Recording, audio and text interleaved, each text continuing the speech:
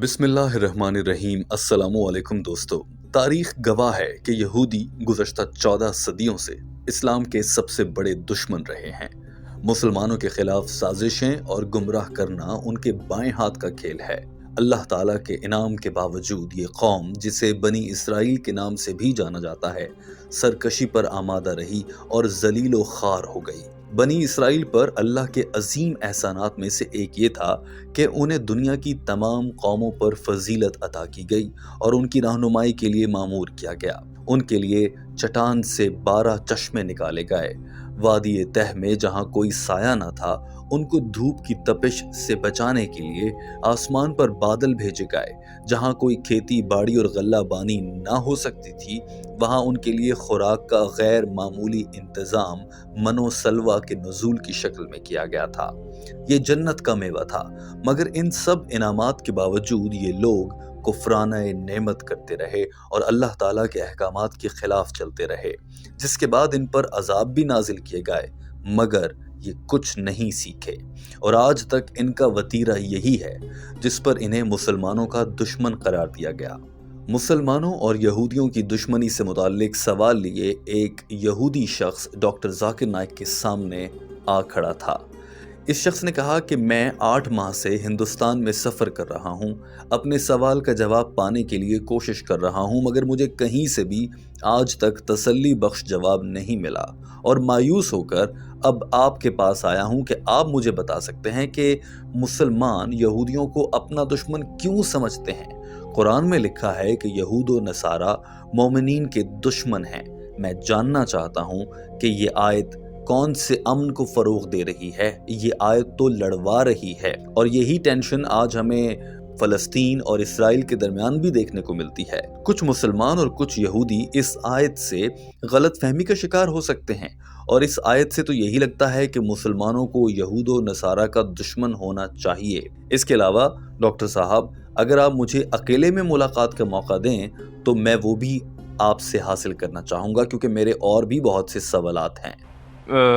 Maybe if I am not wrong, you said that it is written in the Quran that Jews and pagans are the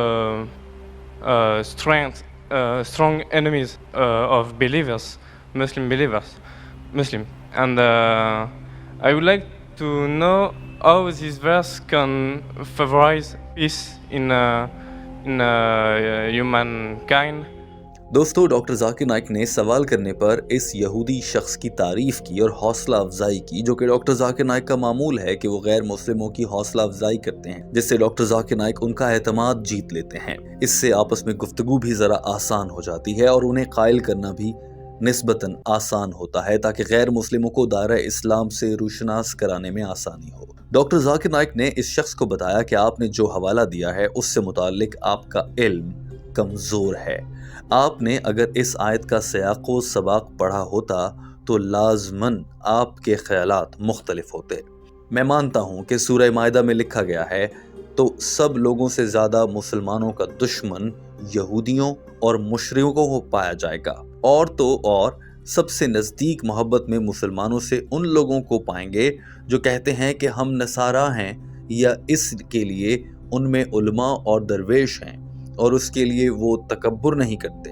doctor साहब ने इस नौजवान को बताया कि जो कहते हैं कि यहूदियों और मुसलमानों को लड़ना चाहिए, वो बिल्कुल गलत कर रहे हैं। कुरान ये नहीं कहता कि यहूदियों और मुसलमानों को आपस में लड़ना चाहिए।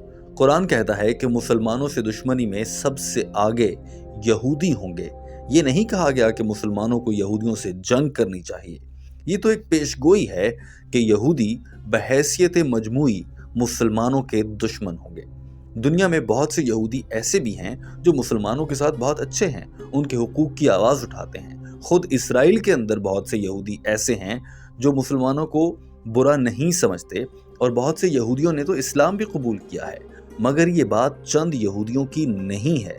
इस आयत में यहूदियों की बतौर कौम बात हो रही है, और ये भी कहा गया है कि ईसाइयों और यहूदियों का मवाजना करें तो पाएंगे कि ईसाई यहूदियों की निस्बत मुसलमानों के ज़्यादा करीब हैं, और कुरान पाक में फरमा दिया गया है कि मोमिनीन के सख्त तरीन दुश्मन यहूदी और मुशरिकीन हैं। لیکن عیسائی مومنین سے زیادہ محبت کرنے والے ہیں۔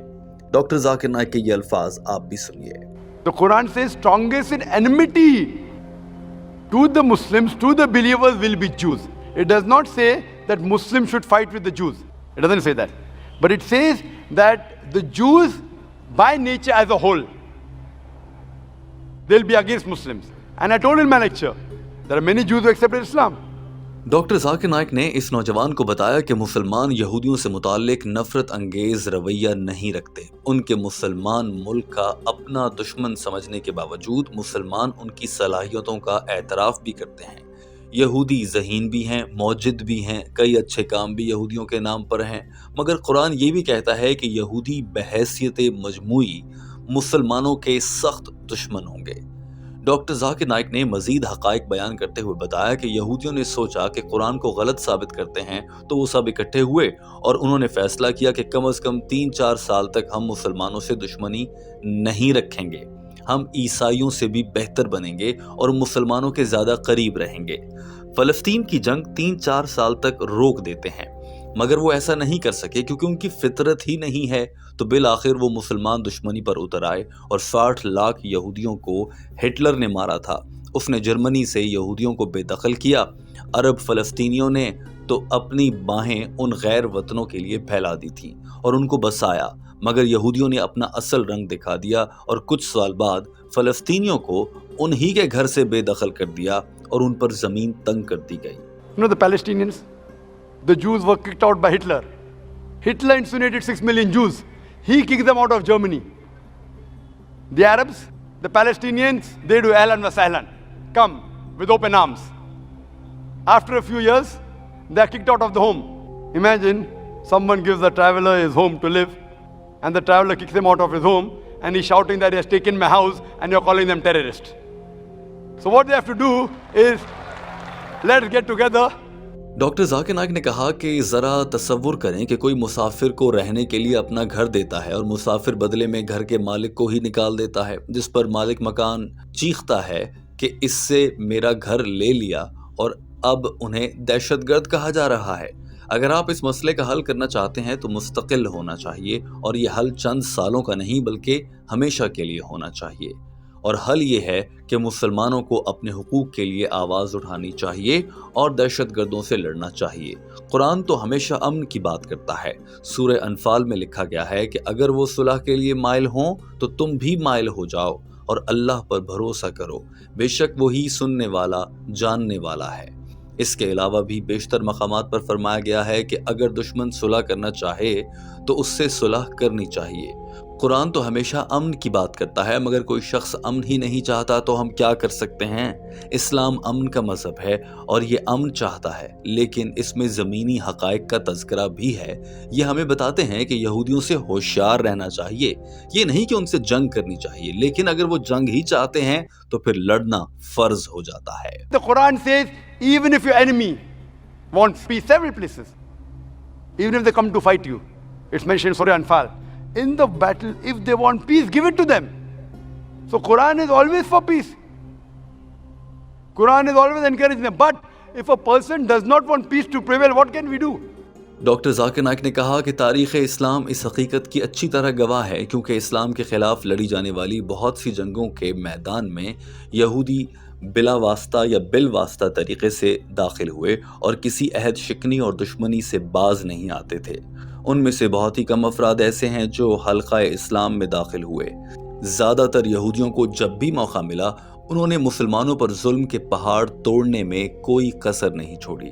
ذرا تصور کریں کہ فلسطین میں کیا ہو رہا ہے، دنیا کے دوسرے مسلمان ممالک میں کیا ہو رہا ہے۔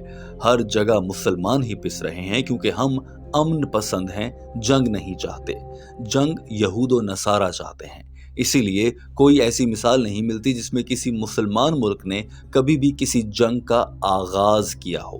ساری جنگیں عیسائیوں نے یا یہودیوں نے شروع کی۔ تو امن کے قیام کے لیے آپ کو قرآن کی ہدایت پر عمل کرنا ہوگا اور دشمن بننے کے بجائے ہم آہنگی سے رہنا ہوگا، کیونکہ قرآن یہ نہیں کہتا کہ یہودیوں کو دشمن ہونا چاہیے، بلکہ یہ تو بتاتا ہے کہ وہ دشمن ہوں گے، اور اگر وہ جنگ کو مسلط کرتے ہیں تو جواب دینے کے لیے مسلمانوں کو بھی اپنے گھوڑے تیار رکھنے کی ہدایت کی گئی ہے۔